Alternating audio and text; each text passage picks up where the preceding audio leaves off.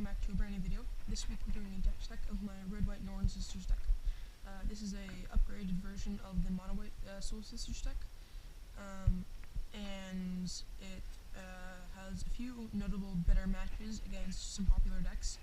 It's not as good against Burn because you're not running Martyr of Sands, but it is a lot better against a deck like Infect because you can now run red in the sideboard, and red has a lot better sideboard cards against Infect than white does.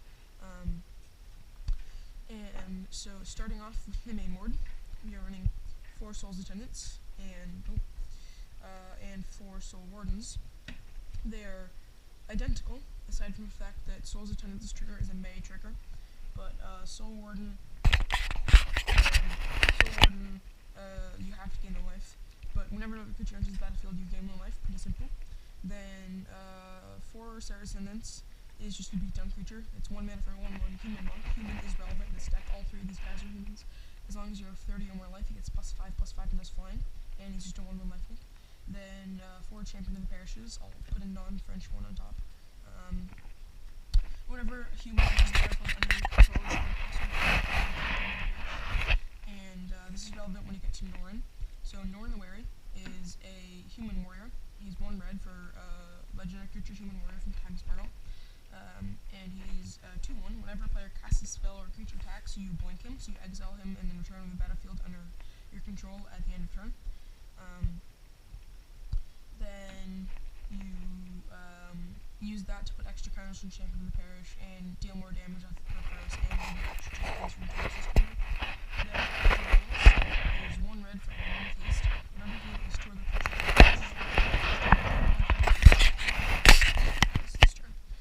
so this is relevant when you give your opponent tokens with the Genesis Chamber, but also the fact that Sarah Ascendant, Ajani's Pride Mate, and Champion can have Trample, and First Strike makes them a lot scary. Then 3 Ajani's Pride Mates, which is just a simple beatdown creature. We cut it from 4 in my I wanted to and the Champion is better with Norin when you don't have any Soul Words or Soul's Attendants, and he can be fetched by Ranger.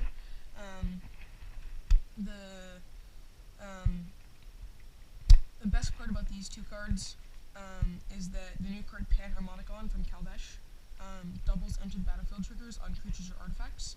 So Enter the Battlefield trigger, not on Ajani's Pride Mate, but it is on Champion of the Parish. So if I happen to run Panharmonicon, Champion is better there, but it does double the life gain triggers off of Soul Warden and Soul's Attendant, but gaining, I'm not sure of the exact wording on Panharmonicon, but if you gain 2 life, you still only put 1 counter on Pride Mate, so Champion is better with that. Then that's it for all the small creatures. Then you're running 4 Lightning Bolts, and they're pretty simple cards, just 3 damage to a creature. I'm running them all white border, simply because my signed ones are white border, so I wanted all of them to match.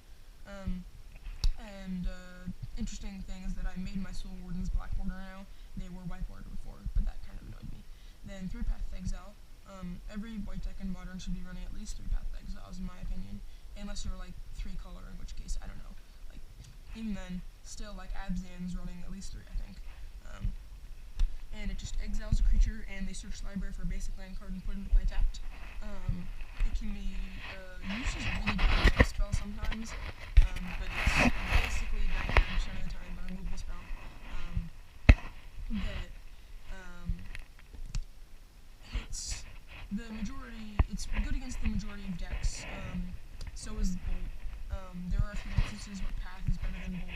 They're both pretty bad against Scapeshift, because the only thing Lightning Bolt really kills against Scapeshift is Secure Tribuller, and they can just sack it in response. And then Path gives them lands, and they want lands, so that's also really bad. But it's basically every other deck it's good against. Lightning Bolt's usually better against Burn, and then Path is usually better against like big creature decks like Tron, because exiling a Worm Coil does not kill it, so they don't get the tokens.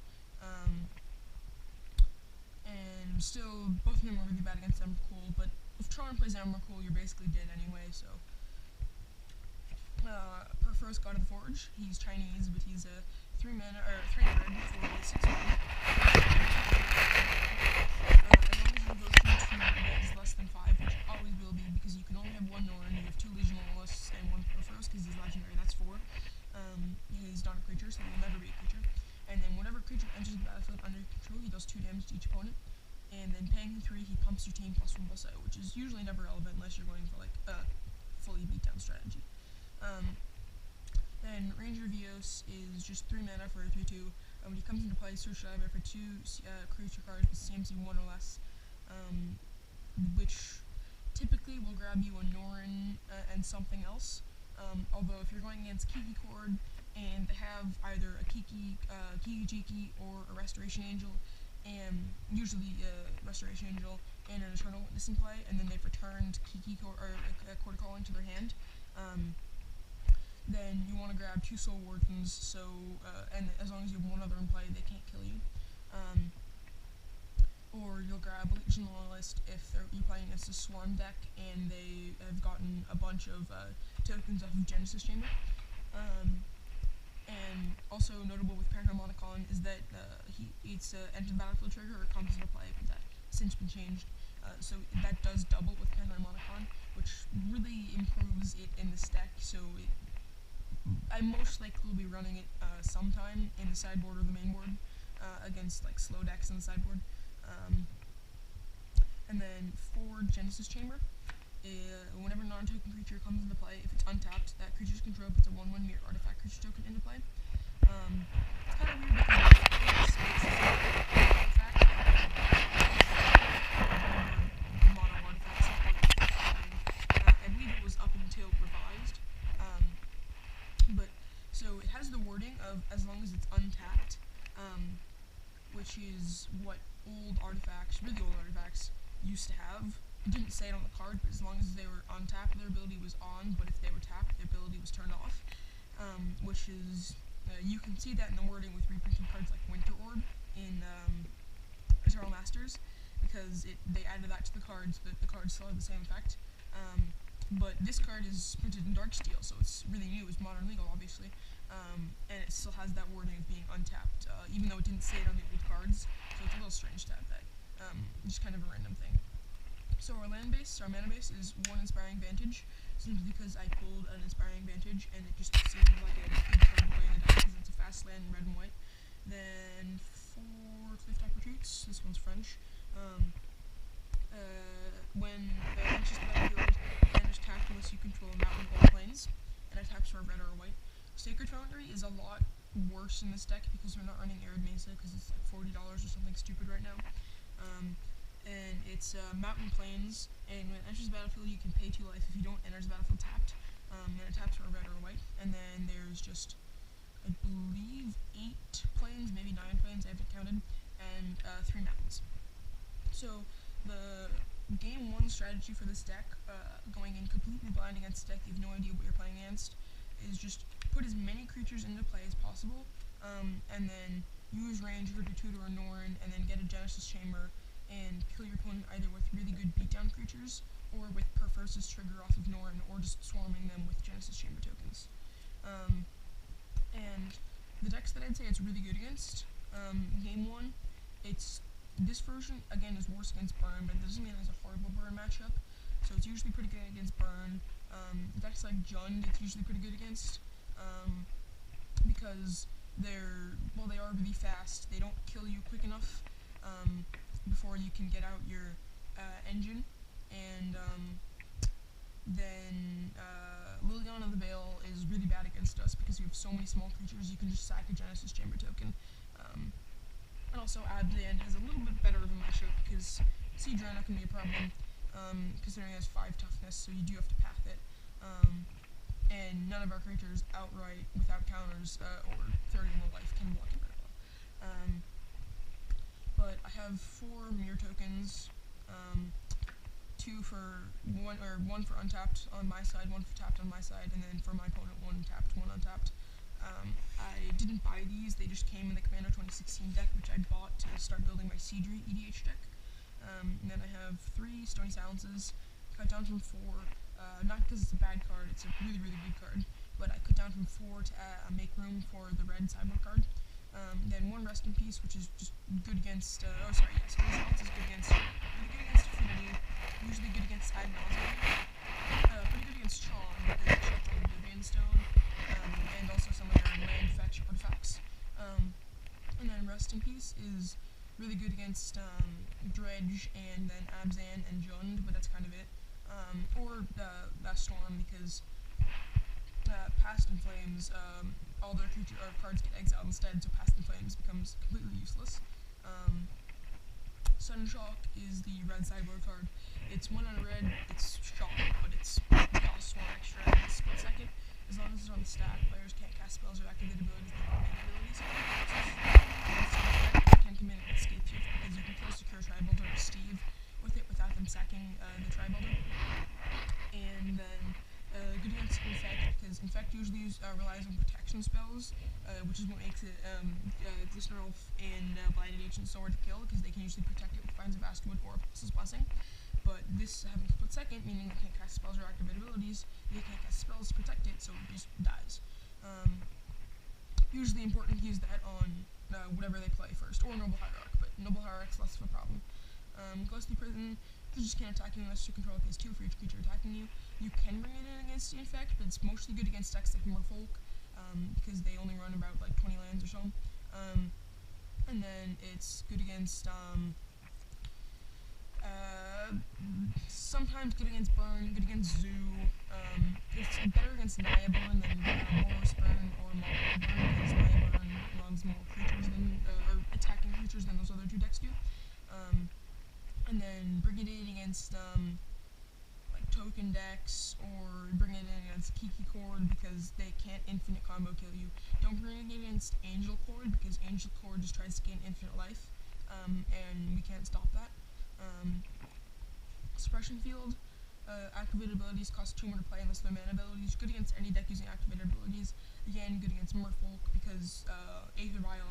Then it's good against Kiki Cord and Angel Cord, because they can't activate the abilities of Spike Feeder or Kiki Jiki Mirror Breaker unless they pay 2. And then it's good against decks using Planeswalkers, because activated Planeswalker abilities are activated abilities. And then, so it's good against Jund, although we're usually pretty good against Liliana of the Veil anyway. And it's good against decks,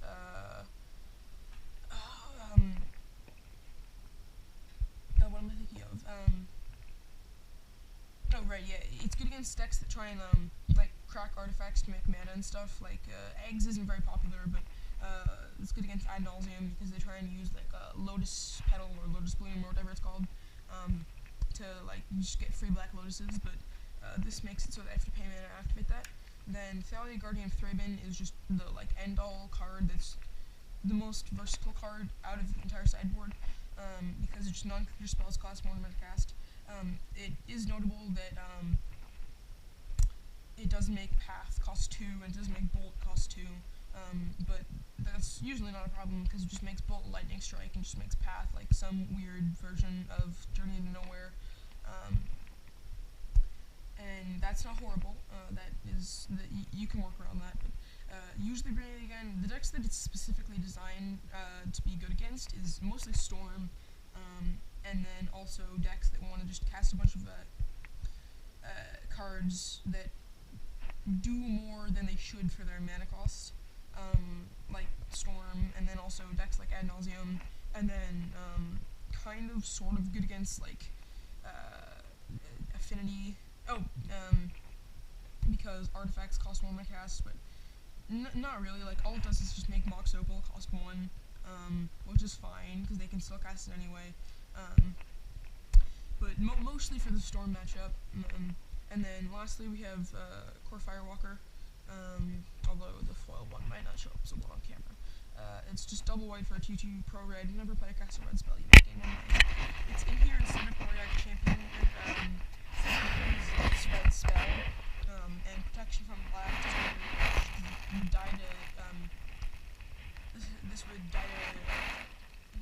dies Dismember, it doesn't die to Dominate, and it doesn't die to Bolt, or Rift Bolt, and all the other stuff that Burn would use against it. So basically in here it gets Burn. It can be good against Storm, because whenever they cast a red spell you gain a life, and Grape Shot copies itself, so you cast that many copies, so you gain that much life. So usually your package against Storm is just bringing in these 4, and then taking out like some Rangers because they're slow, and maybe Perforos because he's also slow and you want to kill them as fast as possible when you're going against Storm. So that is the deck's sideboard, and I will hopefully have some gameplay of this deck uploaded soon. Thank you guys so much for watching. Bye.